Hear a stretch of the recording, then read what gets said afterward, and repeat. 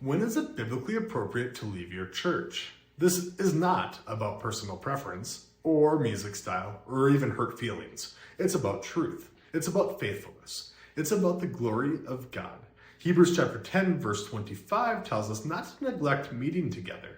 God commands us to gather, but not just anywhere.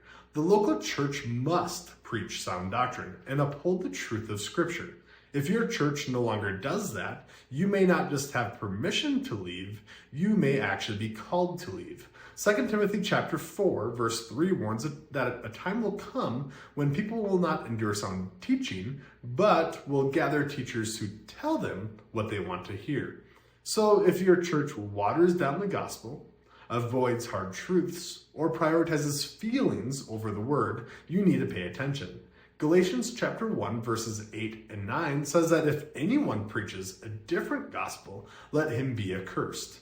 Not debated, not tolerated, accursed. If your church is preaching a false gospel, downplaying sin, or affirming what God condemns, you must leave. 1 Timothy chapter 3 lays out clear qualifications for pastors. If your leadership is morally disqualified, spiritually abusive, or theologically compromised, and there's no accountability, you're not in a church. You're in danger.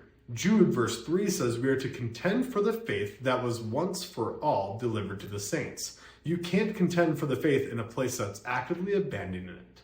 This isn't about being picky. This is about being faithful. Yes, we're called to unity, but never at the expense of truth. Ephesians chapter 4 verse 15 says we are to speak the truth in love, not ignore the truth in the name of love.